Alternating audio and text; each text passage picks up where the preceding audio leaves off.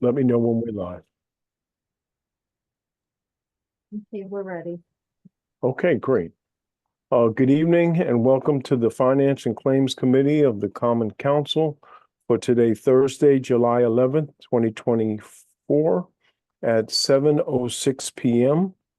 We'll begin with the roll call of Finance Committee members. Council Member Jim Freya. Here. Council Member Doug Sutton. Present. And Council Member Greg Burnett. We currently do not have a quorum, but if another Finance Committee member joins, we'll have a quorum to approve any items. Okay, with that, we'll move on to public participation, item 3. We did not receive any emails related to the agenda items prior to the meeting. Do we have anyone that might be listed as that has their hand raised or wishes to raise their hand to be acknowledged to speak?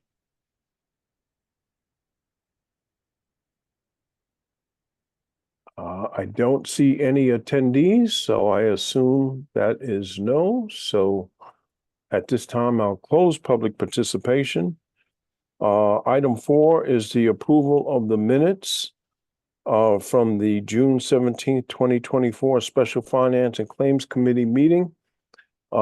Because we do not have a quorum, we'll table the approval of the minutes from that meeting.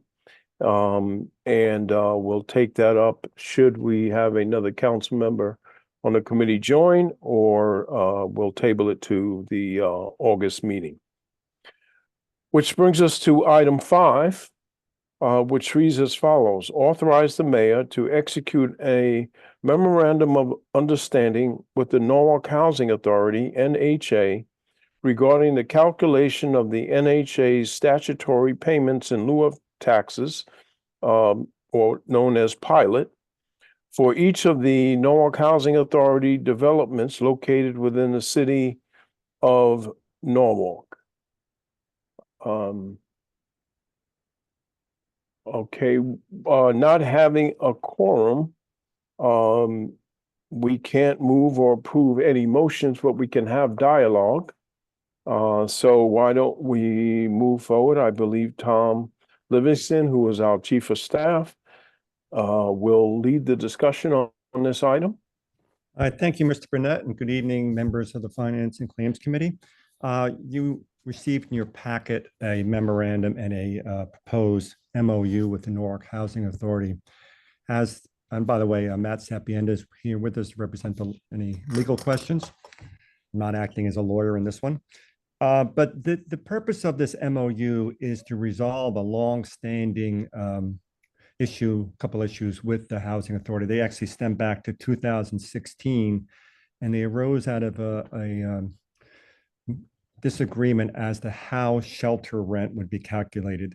Shelter rent is a defined term in these agreements that it specifies the amount of revenues that the particular housing project receives, and it subtracts out generally things like utility expenses.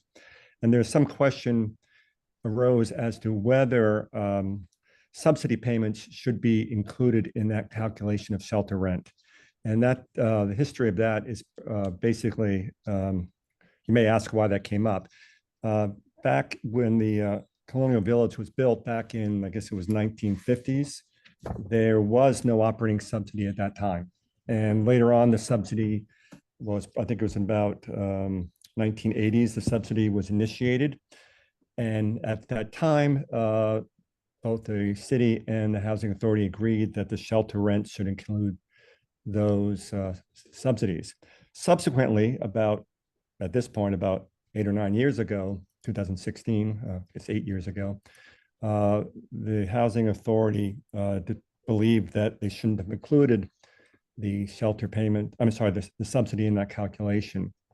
Long story short, after a lot of discussions, it was agreed that the shelter payments would be included for Colonial Village and not the other properties owned by the Housing Authority. And there's another issue involved as to whether the city was properly providing trash collection for these properties. The agreements provided that cooperation agreements in existence provided that the city would provide trash pickup on the same terms as other similar properties in the city, which it did, but that wasn't quite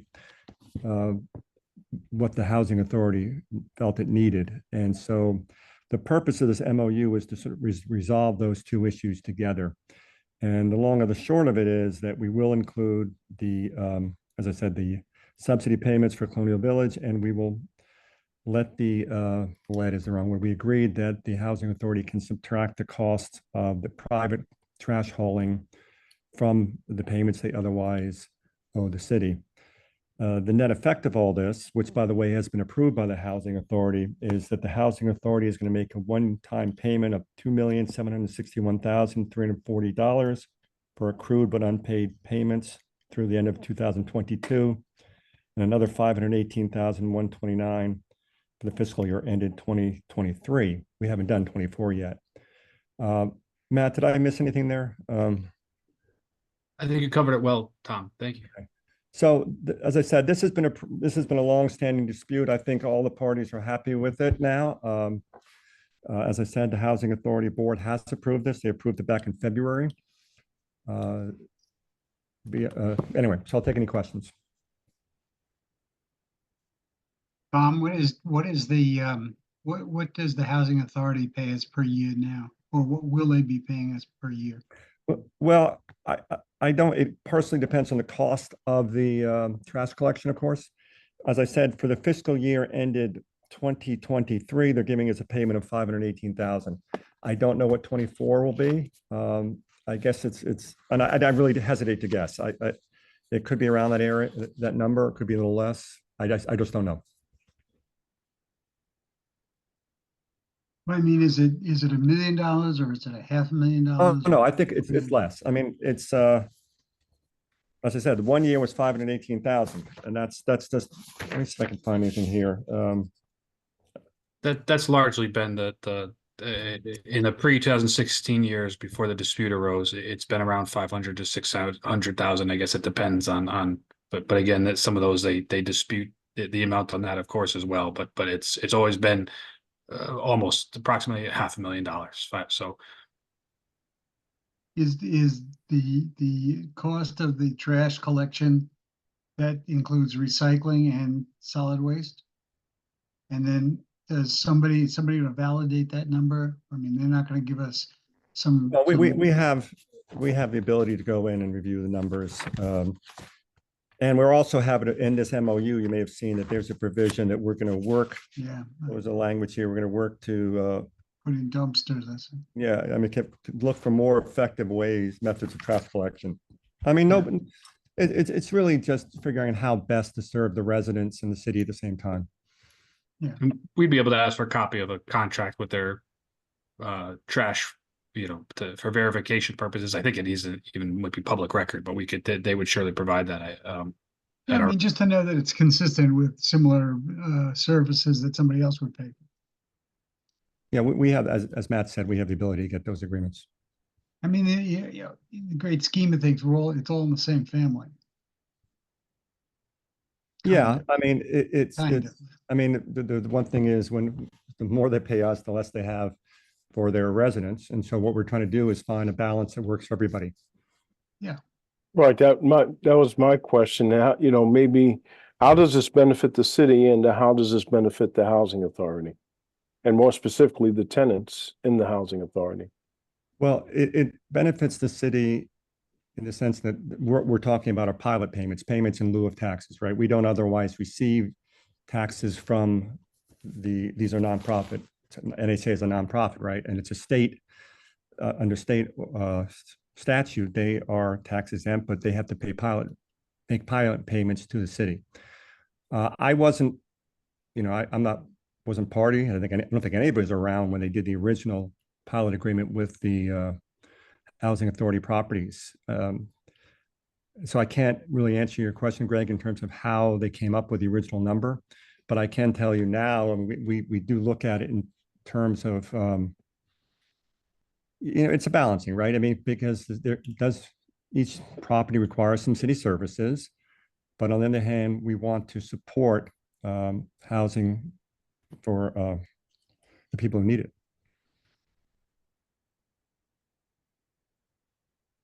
But I mean, this is not, the whole process is not that unusual, because I know from some other 202 Section 8 housing that,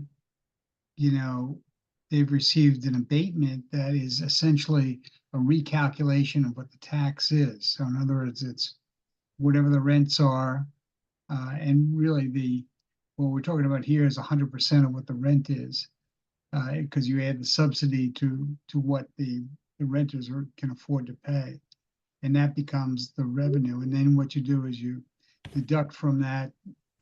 I mean, if it's a privately held place, you deduct whatever debt service and then whatever the utilities are, and and then you take a percentage of that, and that becomes what the tax that's paid. So it sounds very much like the same type formula. Yeah, it is an abatement. It's just in the form of. Yeah, no, it's not an Yeah. abatement. I know, I'm saying it's like an abatement, but Yeah. it's, it's a pilot in lieu of the taxes otherwise paid. They're otherwise tax exempt, but under Right. state law, Right. they make the payments. Yeah, I'm good with that. Any other questions? No, I'm glad you made the point that it's not a tax abatement. It's, yeah. So don't want anyone to perceive that this is a tax abatement. It's a totally different program and approach. So, okay, are there any other questions or comments related to this item? No. We currently do not have a quorum, but we will move this forward to the full council for their review and approval at the next council meeting, which is scheduled for Tuesday, July 23rd. Okay, thank you very much. If you need me, I'm going to jump now. If you need me, just give me a call and I'll join if somebody comes on and has questions. Okay, sounds Or I good. can do it, Thank you, or do it Tom. afterwards. Thank you, Tom, and thank you, Matt. All right, thank you, Matt. Thank you, guys. Thanks. Thanks, Tom. Thanks, Matt. Moving on to the next item on the agenda, which is an update from our tax assessor, Paul Gorman. Good evening, everybody. Hope everybody's having a nice day sitting inside in the air conditioning instead of being outside like I was for an inspection this afternoon. Well, it wasn't too bad, I hope. Well, I was at the what do you call it? The Rowayton Seafood, the market and restaurant. So at least I was down on the river. It wasn't all horrible, but it was hot. 94 degrees. Not a lot new going on here in the assessor's office. Right now, this time of year, the main thrust is the bills are out and the phones ring constantly, as Lisa can attest to on her side as well. The main thrust of the phone calls has got to do with motor vehicles, because people get rid of cars all the time during the year and they don't know they're supposed to contact us, and then all of a sudden they get a bill for a car they don't have anymore. And we spend a lot of time explaining the process, gathering the information, and then processing adjustments to those bills that then Lisa's department then sends out adjusted bills so that the people only pay for the amount of time they had the car. We are working through with some of the real estate bills and some of the car bills where people that had exemptions last year, the exemptions fell off. Some of them are for elderly credits, but it's because they were sent packages, they were sent letters, but they never responded, never renewed their benefits. So we're doing our best to deal with those people, get them in touch with OPM because it's still within the time for them to ask for an extension if there were mitigating circumstances that led to them not applying, to see if we can get them back on the program without missing a year. And with the cars, what happens is if anything changes about their registration, like it goes from Paul Gorman to Paul J. Gorman, it would kick it out. And we're not going to know about it. I mean, there's 76,000 cars that come in. We can't check each one individually as to whether or not it had a minor change like that. And then, but when they call us up and say, hey, I had my veterans exemption on the car last year, how come it's not there? We look up and figure out why it happened and we reapply it. And that pretty much will take up the month of August or month of July and a good portion of August because people pay late and need adjustments as they pay late. Outside of that, not a lot of new stuff going on here other than it's that time of year where due to the reval, there's, the court cases, the request for documents and everything from the majority of it being commercial requests for documents for the court cases that we may or may not have to be involved in this year are starting to roll in.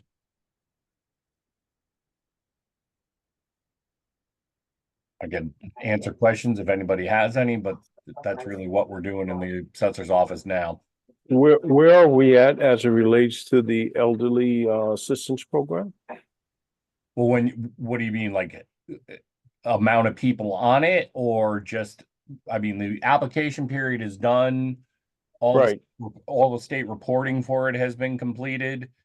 And like I said earlier, just a few minutes ago, people that are calling up saying, hey, how come my bill changed so much? We're doing the investigations and helping them along with figuring out why they didn't get their benefits this year. And if they can still get them, we're working with them to go through OPM to get extensions so that we can offer them the benefits. But some people, I had a person came in yesterday, she openly didn't reapply, didn't let us know, because she knew she was over income. She was over the 76.5 this year, but she also came in complaining that her bill went up.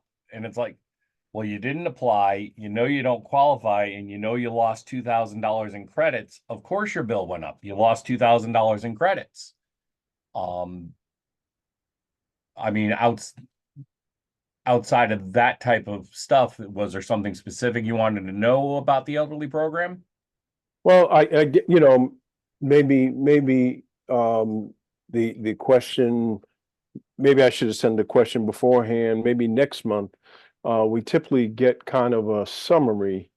So maybe let me rephrase my question. Next month in August or even September, if you can provide kind of a summary of, How many people are on? Right, how many applied, how many are on? Yeah, I could do that. I can get that to you.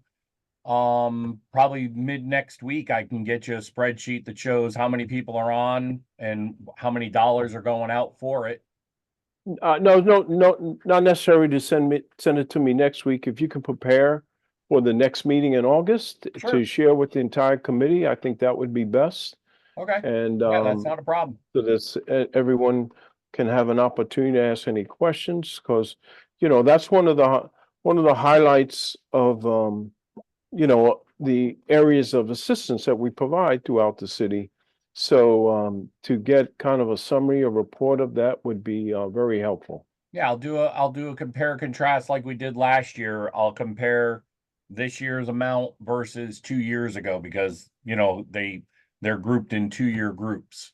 Correct, right.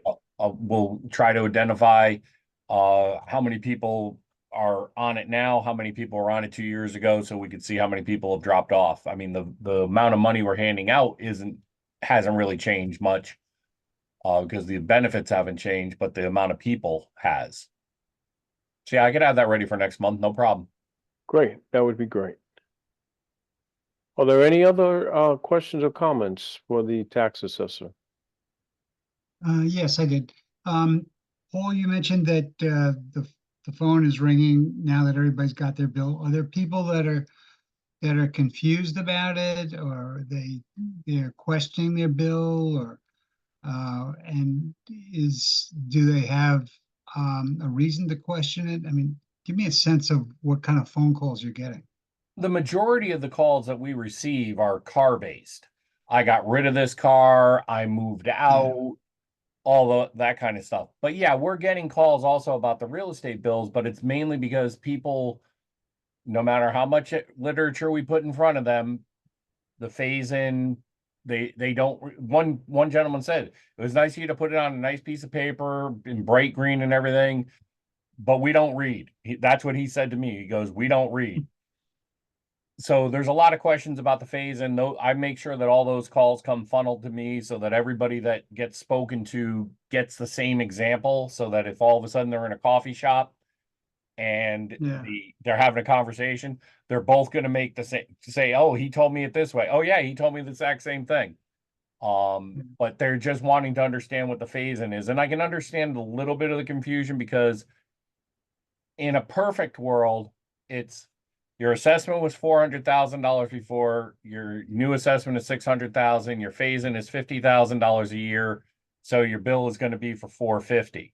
But the way that the billing software works, it's saying your new assessment is $600, you had a $200,000 increase, and we're only picking up 50,000 of it, so it goes 600 minus the 150 to give you the 450.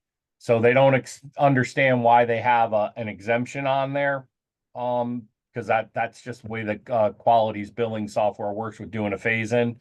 It minuses from the total rather than adding to the previous total. And I mean, I like it that way myself, only because that way people get used to knowing what their full assessment's going to be when 2026 comes. Yeah. And we put out numerous publications. We have something on my website that explains it to a T. It's you can only give them the information. You can't necessarily force people to understand. But we'll just keep explaining it as many times as it gets asked. Good. Anything else? Okay, no. Any other questions or comments for the tax assessor? No. Okay, great. So we'll look forward to reviewing that report next month, and we'll go from there. Thank you, Paul. All right, everybody have a great evening. Great. Yeah, thank you, Paul. Bye-bye. We'll continue on the agenda and move to items 7, 8, and 9, and we have Lisa B., our tax collector, to take us through those items. Good evening. Can you hear me? Yes, we Yep. can. Super. Thank you. I have to apologize to you because this month I do not have any written material to give you in your packet. We have not yet closed the month of June officially, so I don't have an end of month spreadsheet to give you. As of the end of May, we were at 98.37% of our current collection, so that will go up.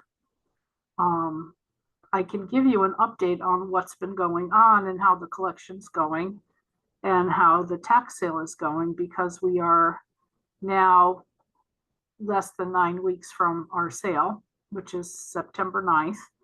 I think I'll do the collection first, though.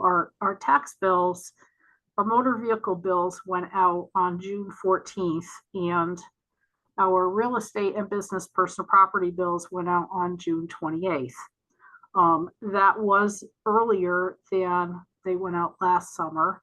It still wasn't quite as early as our folks would have liked, but the good news is that we did not have the situation with the lines that we had last summer, when everybody got their bills and everybody was coming in during that 4-week condensed period in July. So because those motor vehicle bills went out on the 14th of June, it's been pretty spread out and it's been pretty good. There haven't really been long lines. As Paul mentioned, we do get a lot of phone calls, but we've been doing our best to keep up with it. The customer service division also keeps up with it. The mayor's office gets some calls as well. But overall, I'm happy to report that I think the collection has gone pretty well. It's been steady. This time of the month, we're taking in anywhere between $3.5 to $6 million a day. So things are going well. With regard to the sale, when I gave you a report last month in June, we were at 3.5 million collected. As of now, we are at 4.5 million collected, which was actually our original goal for the sale. A lot of the properties that are still in the sale have relatively small amounts due. There's a lot of garage units. There are shellfish beds, oyster plantation land, that do not have a large amount, but they met the criteria because they're 3 or more years in arrears. So we've brought in a lot of the funds that we wanted to bring in already. We are down to, as of today, 97 properties remaining. We started with 200 and something. We also added in, I think I mentioned this last month, on behalf of the blight officer, we added in some properties on which there were very substantial blight fees. Some of those properties were also in the tax sale because of past due taxes, but blight fees are collectible in the same manner as real estate taxes are. So we're collecting for them so that the city can get those funds in. Those don't go through our office, they go to the blight department, to blight enforcement, and they use those funds to further combat blight. In a similar vein, what we will be able to do going forward, the law has changed, and our administration worked with Senator Bob Duff and the General Assembly to allow us to treat zoning fines in the same manner as blight fees. So there are some properties on which there are very substantial zoning violation fees, and we will be able to collect on those for them as well through the tax sale process. So we're working with Jessica Vonashek and her folks and Matt Sapienza as well, to assist them with their enforcement procedures. The initial tax sale notice went in the newspaper on Saturday the 8th. It went in again this week on Wednesday, yesterday. There's a bunch of mailings that are going out. Some of your constituents may end up, hearing about that. If anybody has any questions, they should call us. The boards in the lobby will probably be up next week. It's been a little bit hot and I haven't wanted to go out and take pictures, but I have to do it. I can't wait any longer. So we've got to get that done. The website will be up, but we think the sale is going well so far because we've already collected so much, and we're down to fewer than 100 properties. We'll probably be down to, because of all those shellfish beds, I would say between 20 and 30 properties left on September 9th. But I'm happy to answer any of your questions or respond to any concerns that you have about the sale or about the billing. I have a question on the shellfish beds. I'm just curious.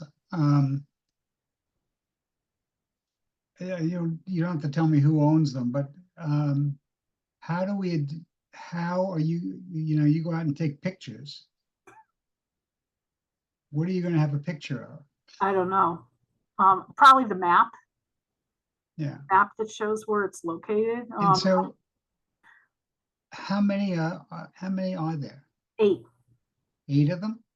Were they all the same owner? No, all different owners. One of the deeds goes back to the 1870s. It's really Yeah. interesting to read.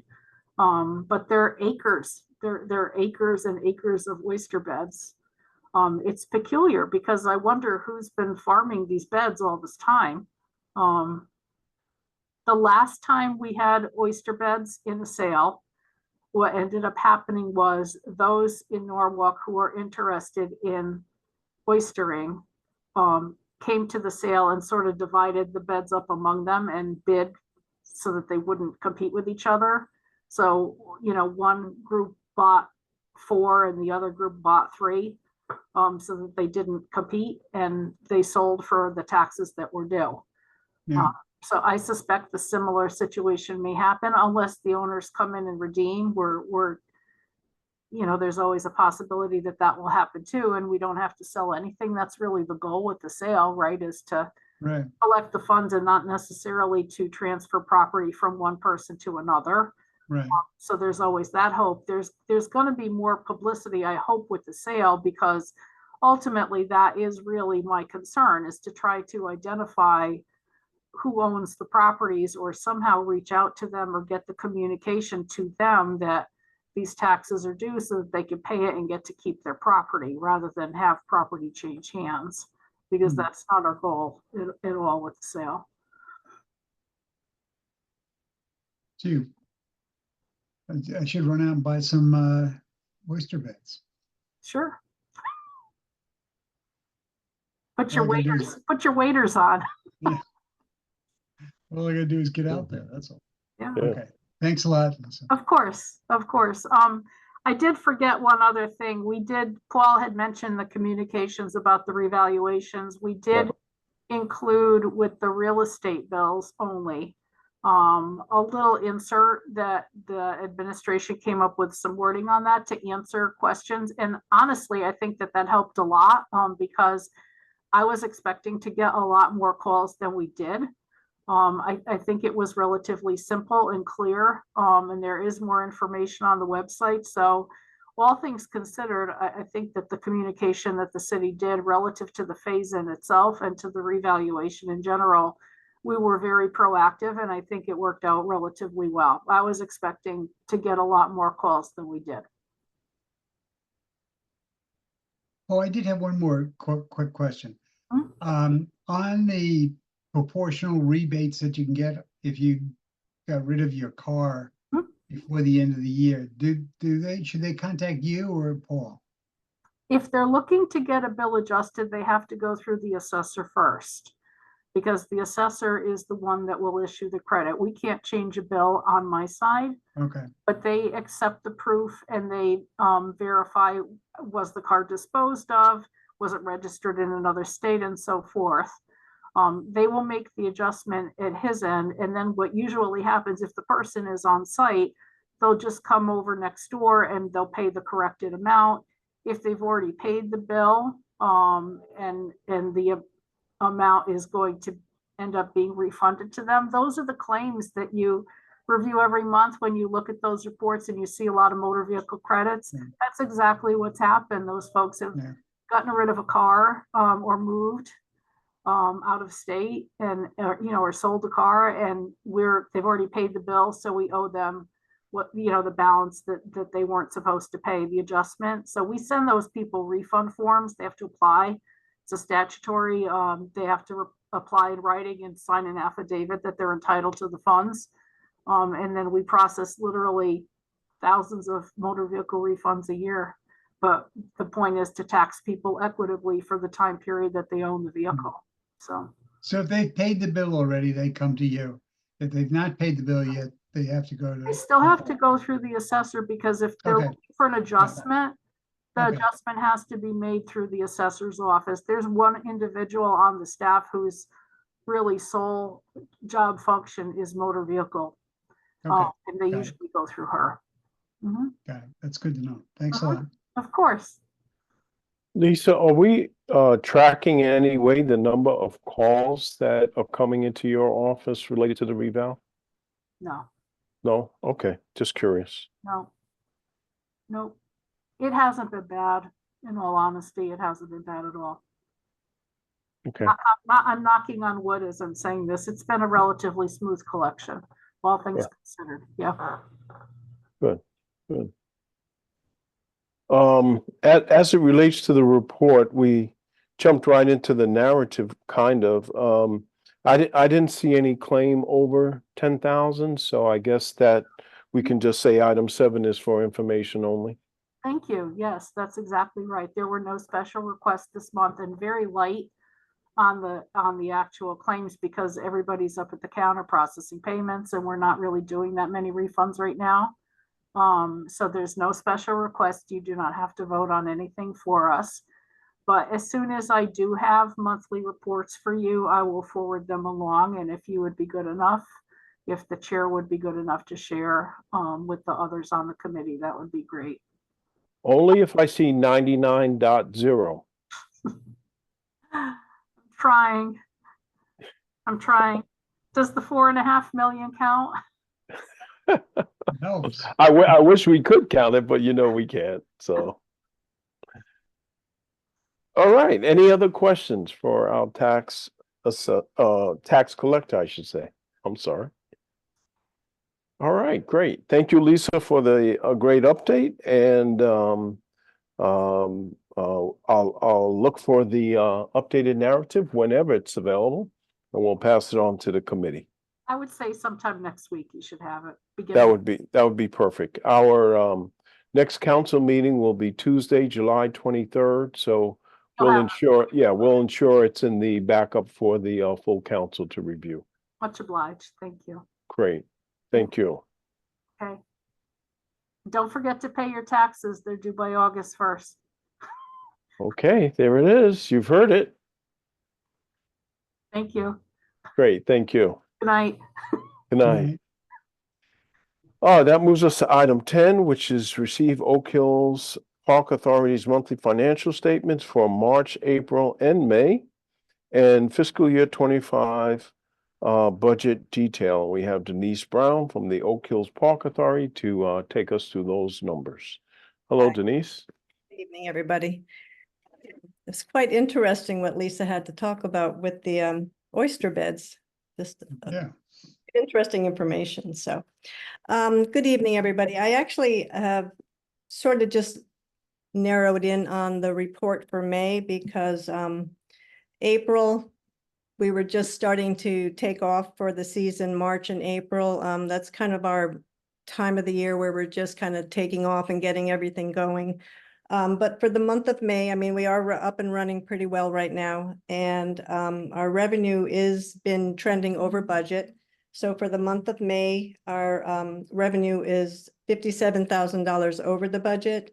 Our expenses are also up. They're about $25,000 over budget, but a lot of that is for the fertilizers and the course maintenance to get it going and started.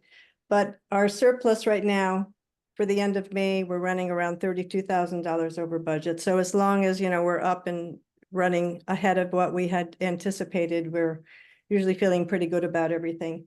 And for the year to date, for the revenue, we are $193,000, what we had originally budgeted.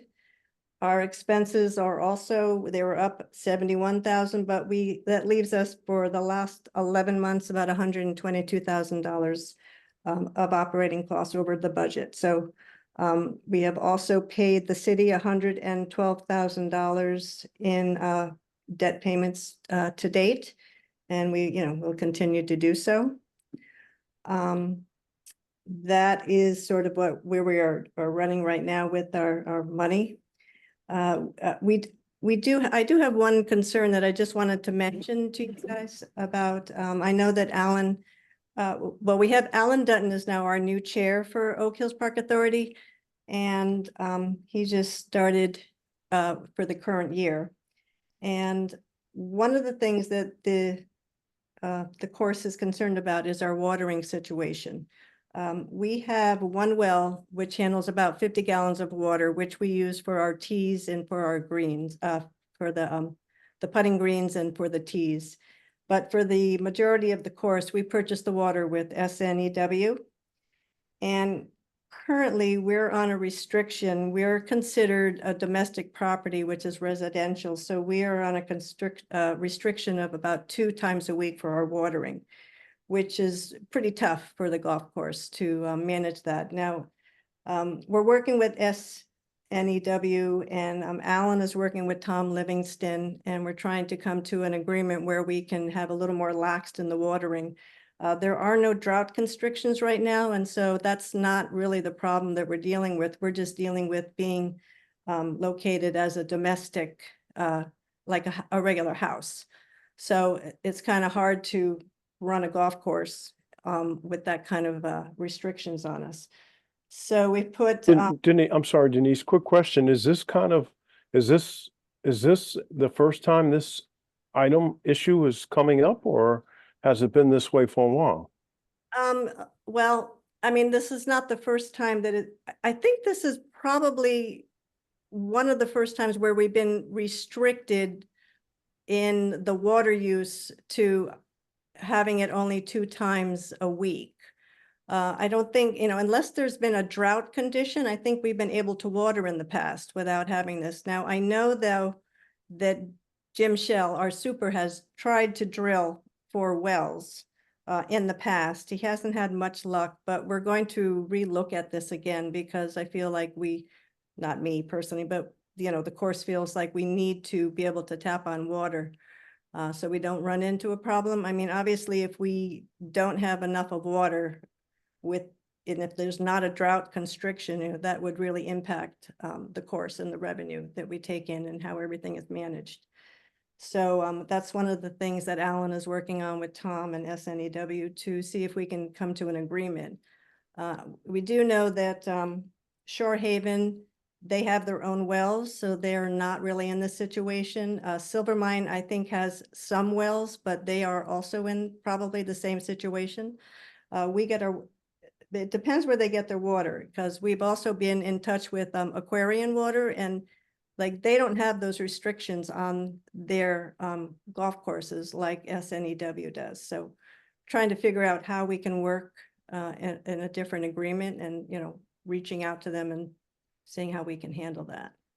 Because that will impact us tremendously if we can only water twice a week. And after we've had a week like we've just had, we kind of lucked out. We had 1 or 2 days of rain, but, we need a couple of inches every time that it rains to sustain without water. So.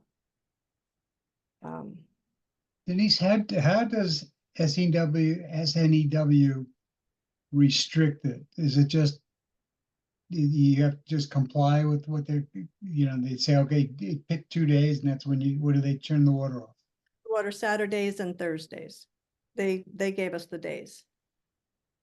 And so, but they don't shut the water off. I mean, They don't shut off, but they notify us if we're using it. They can track it. And so I don't know what kind of consequences we would have if we use it when we're not supposed to, but they do notify us and tell us that we're not to be using it. So we only have one well now? Oak Hills has one well right now that's it runs off of one of these lakes that we have on Yeah. our 5th or 6th tee, I think it is. Yeah. Helps supply the water. So yeah. So has he spoken to hydrologists and people like that? Or does he figure out on his own where he gets this? We did some drilling in the past to try to see if we could, get water from, create a new well. It wasn't very successful, so I don't know. They're going to look into it again. So I don't know if they're going to figure out different areas to drill or really how they're going to approach it right now. But Were these areas on the golf course, or were they in like the nature walk area or up by the tennis courts, or should they restrict it to the golf course? Yeah, they're not around the tennis courts, and I don't believe they're in the nature area. So they're pretty much different locations on the golf course. I don't know. Is there any reason why you couldn't do it in some of those other areas? Obviously not in the middle of a tennis court, obviously. Well, that's something that, they would have to look into. I don't have that information. I'm not sure where they've really looked at and how far the report or how far they've expanded and they're looking in their range. But it's only 50 gallons a day that they can get out of that? That's Yeah. not much water. Water. I mean, we've always relied on SNEW. We've always paid for our water, and that's how we've always operated the course. Yeah. So. Do you know, Denise, if there would be any financial implications if we were to try to work with SNU to change the category that the golf course is currently under as you mentioned as a regular residential property? Do they have other categories, another category that Oak Hills could fall under or qualify under, and if there's any financial implications to that qualification? Well, that's what Alan is working on with Tom. Okay, all right. To investigate that and see where else that we could be put versus as a domestic household. So every domestic household in Norwalk can only water twice a week? supposedly that is the restriction right now. I don't think a lot of people know that, though, Yeah, I didn't know that. like a public knowledge, but that's what they're telling us. One of the world's best kept secrets. So. So I mean, that is something that, you know, I mean, it's always been a concern, the water, but, right now with the restrictions, it definitely is a concern, so. But, so Alan is working on that with Tom. And also, I guess, there's a Alan Huth is maybe SNEW. The person there that they're working with, I'm not quite sure. Yeah, I'm not familiar. I'm not either. How are things with the restaurant at this point? Well, things have really started to pick up. I've gone there a half a dozen times myself, and I've been very pleased. It's a light fare. It's not necessarily heavy entrees when you go in. It's kind of a light salads, sandwiches, and a couple of specials of the day. But a lot of the barbecued is, you know, primarily what they focus on. But the food has been very good. We just had a small party on Sunday at the tennis site, and we had them cater it. We had a Wimbledon party, so they brought over an assortment of the sandwiches that you would have at Wimbledon with the strawberries and cream and assorted teas and different things, and they did a lovely job. So I mean, when I was there the other night for dinner, it was really picking up as far as the attendance and people coming, so that was a good sign. Good. We're very pleased with their operation so far. Yeah, they're a nice company to work with. Right. Councilmember Doug Sutton. Yes, Chairman. Let me comment on that. I've in the past 3 weeks, I think I've had people to visit me from out of town, and I've chosen to take them over to the golf course in order to sample the food there, because I had recalled that we had approved the operation, I guess, maybe about 2.5 months ago, and they were quite pleased with it, and so was I, and would recommend that other council people go over to try the menu, although, as is pointed out, it's somewhat limited, but the atmosphere is great, and we had an enjoyable time. Thank you. Thank you. Right. Thanks for that update and endorsement. I'll definitely take some time to go visit. I too have been over there a couple of times, and Yeah. I wholeheartedly endorse it. Thank you. Yeah, that's a lot of good thumbs up. I will definitely pass that information along. Appreciate it. Yep. Okay. Okay, I think that covers the narrative for March, April, and May. Anything on the fiscal year 25 budget? Well, that's just about been completed, and we were approving it, I believe, this coming meeting. I mean, everything is basically still kind of on the same line of where we have been. We were pretty conservative with the budget as far as the revenue this year. We didn't want to, looking at the trends of how the years go, we were kind of, it had kind of trended down a little bit, so we're kind of took a little more conservative approach for our budget this year. And I don't believe it's been presented yet to the city. I'm not sure if Mark had put it through yet. So, I mean, once we approve it, it'll then be presented to the city. So, I have one little question on that. I see that Mary Verrill has now been put on the Golf Authority, and her background is more is very much environmental, leaning. And I believe that they wanted her on there predominantly to take a look at the nature trail and find out what work should be done there. Does the budget include anything for the nature trail?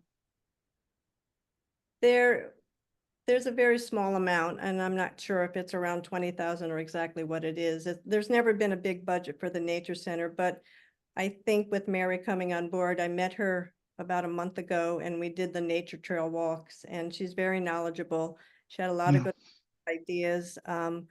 So, I mean, I'd be more than willing to help Mary maybe look into grants and different things that we can come up with to help the nature center and get it rolling, you know.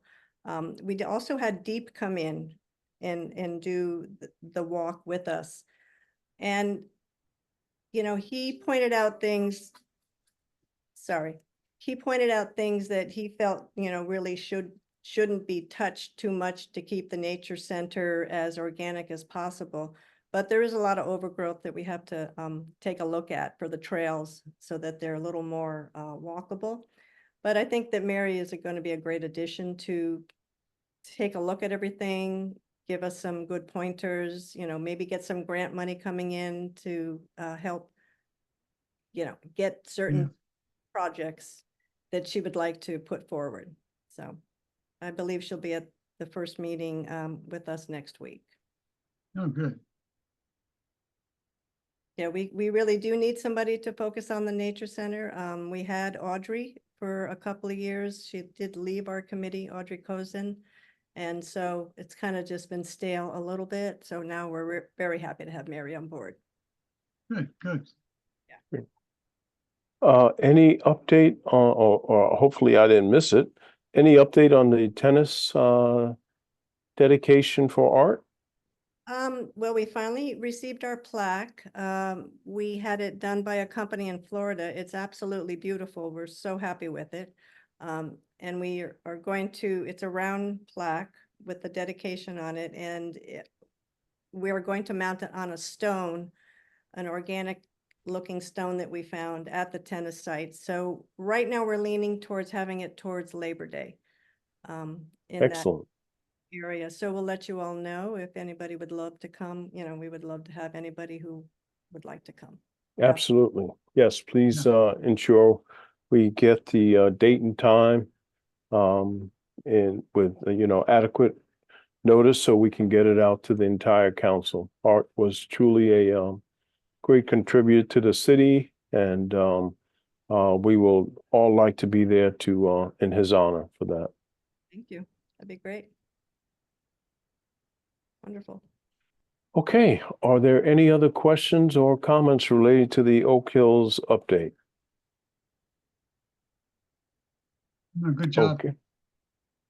Great, thank you, Denise, and we'll look forward to the reviewing the approved budget once it's available, and we'll go from there. Thank you very much. Have a nice evening. You too. Thank you. Thank you. Okay, that brings us to our final item on the agenda, which is item 11 from our purchasing agent, the Sharon Connors. As everyone on the committee is aware, we've due to the change in our one of the changes in our charter was to, as opposed to having the council review items coming to procurement between 25K and up to 100K. Sharon has been monitoring those, and tonight we'll get the second quarter update in terms of what those items look like. So over to you, Sharon. Thank you. This report is the second quarter on the report for items expenditures that are over 25K but under 100K. So, and it's by calendar basis. It's not we're not following the physical municipal year calendar. So there are 13 projects that I authorized. 3 of them were public solicitations and the rest of them were items that were procured through state contracts, other cooperative association contracts such as NCPA or PEPM. And I think there's one from NASPO too. Variety of items. A lot of it was probably about 3 or 4 of them were related to the police department, vehicles or equipment for the vehicles. And there were a few items IT related, actually a good bunch of them. So in totality for this quarter is $646,364.35. And I think that brings our total, I'm going to pass along to Greg. Our running total, it just, I think it's almost 1.1 million if you count the first half and second half. So, any questions?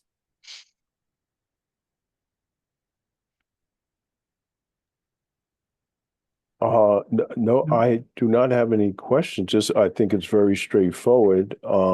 I guess I do have one question, not so much of the content, but to you, Sharon, how has it been, tracking this? Is it, very time consuming or has it been straightforward? It's been pretty straightforward. Obviously, June is very busy for us because we are working with the comptroller's office for new year and old year closures. So I kind of, as things go along, I easily update it, or my team updates the spreadsheet. But June, like I said, it was a little busy, so I didn't go back through the munis and look at the purchase orders that we approved. But I found a way in the system to record a lot of this stuff, so hopefully going forward it'd be just a quick report. So it's not too bad. Good. And I know at the beginning of the year, we talked about getting the report on a quarterly basis. Do you still see that as doable or? Yeah, Okay, good. I think it makes sense too. I think it's a big time saver, to be honest with you. For know, you or for rather me? than- Only kidding. For me, I don't care about other people. It's all about me. No, you know, I understand that it's not, you just don't press a button and you get this information, but I Yeah. think it's the time has come. I mean, you know, things are more expensive, and you know, why tie up the council with these well, some of them are fairly decent size. You know, what was a couple in 84,000, 68,000, something like that. Yeah, Yeah, some of those are worthwhile probably talking about, but in the great scheme of things, this is, you know, small items that we don't have to spend council's time on, I don't think. right. Yeah. No, I do agree with you. Yeah. It's kind of silly talking about sometimes on vehicles that, you know, it's been part of the budget process, and as long as we procure it smartly, you know, Yeah. I'm okay with that too. Great. Yeah, great. Okay, great. Thank you for this update, and we'll look for the first 6-month update, which I'll share with the entire council, and we'll wait for the next update in let's see, probably the October October. time. Yeah, Yep. great. That'll be perfect. Great. Okay, any other Alright. questions or comments on the report? No. Okay, I think it's great. Thank you, Sharon. Appreciate it. You're welcome. Good to see everybody. Great, Thanks, same Sharon. here. Take care. Okay, with that, motion to adjourn. All right, it's unanimous, so we stand adjourned at 8:04 PM. Thank you for your time, and have a great rest of your evening. Okay. Thanks, Greg. Thanks, Doug. See you later.